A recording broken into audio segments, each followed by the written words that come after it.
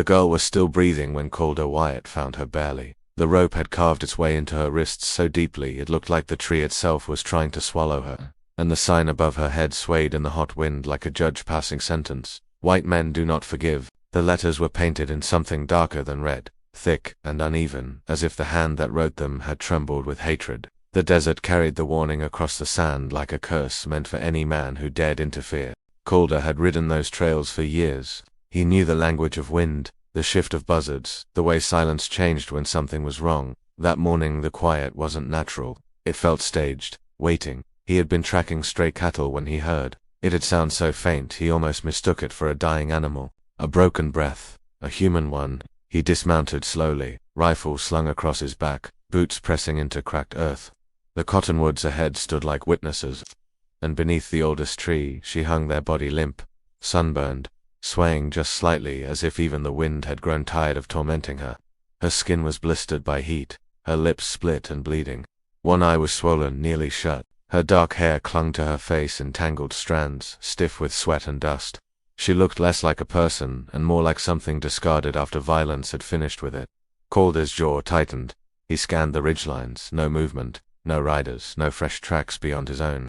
Whoever had done this wanted the desert to finish the job. His hand hovered near his knife. The sign creaked above her head, its message heavy with accusation. For a long second, he felt the weight of it not just as a threat, but as judgment. He had been part of things once, raids, retaliations, fires that burned through villages under orders that no one questioned.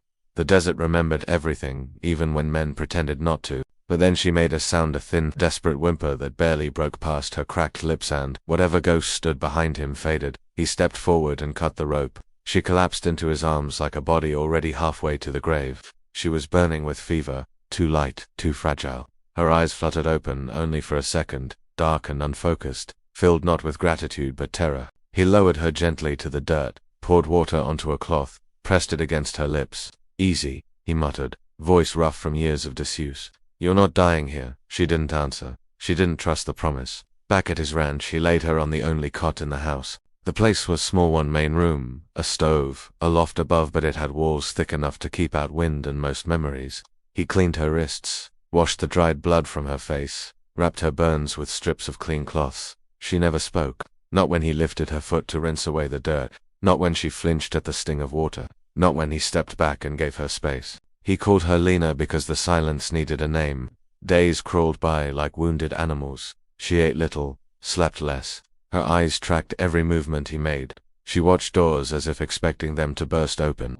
At night, Calder dragged his bedroll to the barn. He told himself it was to give her peace. The truth was simpler. He didn't know how to exist in the same room as someone who had suffered because of men like him.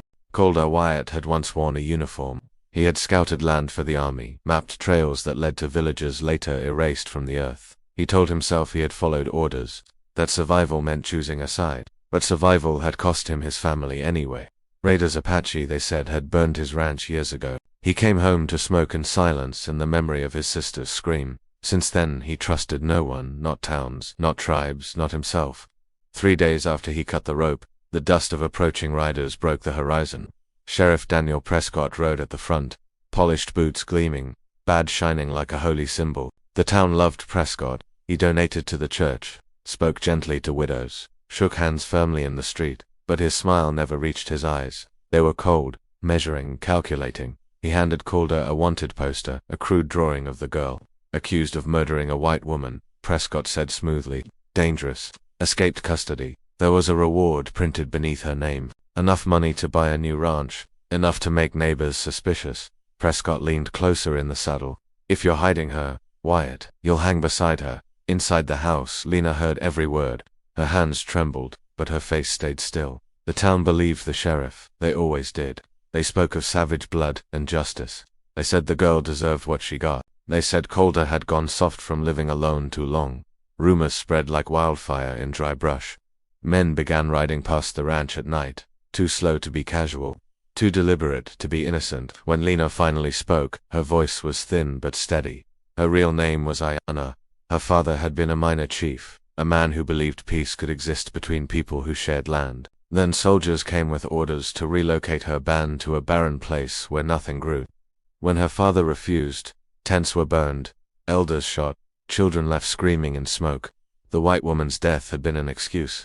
The woman's husband, Prescott's own brother, had killed her in a drunken rage. The sheriff needed someone to blame, someone the town would hate easily. Ayanna had been captured, beaten, accused. When she refused to confess, they hung her as bait, proof of strength, proof of dominance, a warning to anyone who questioned authority. Calder listened in silence. Something inside him shifted, slow and painful, like bone knitting after a break. He began riding into town under cover of dusk, asking quiet questions. A priest confirmed the confession whispered through bars. A stable boy admitted seeing Prescott's brother near the dead woman's house that night. A letter surfaced half-burned, half-readable, naming the truth Prescott buried. Prescott learned of the digging. That was when the threats turned to violence.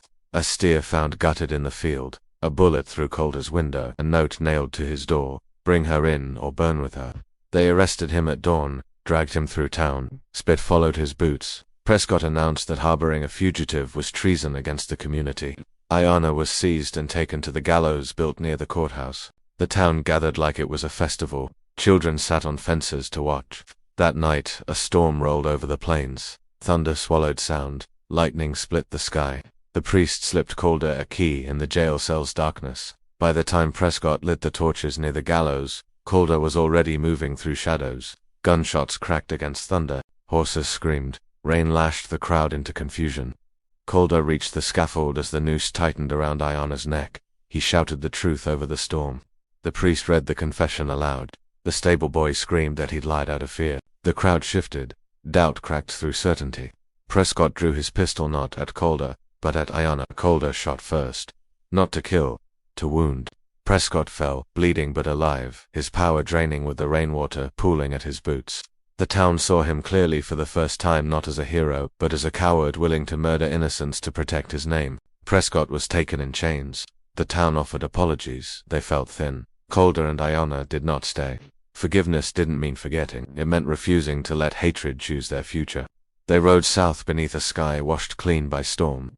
Beyond the border, where land grew wild and law grew thin, they built something small and honest beside a river that whispered instead of accused. Months later, Ayanna stood barefoot in the shallows, her hands resting over the child growing inside her. Calder came up behind her, his scarred hands gentle at her waist. Some men believed strength meant domination. Prescott had believed that. But the desert taught a harsher truth. The strongest thing a man could do was refuse to become the monster fear demanded. Hatred had nearly buried her. Guilt had nearly hollowed him. But love, quiet, stubborn, defiant, had carved a new path through both of them. And somewhere behind them, in a town that once cheered for a hanging, the wind still passed through cottonwoods, but the sign was gone.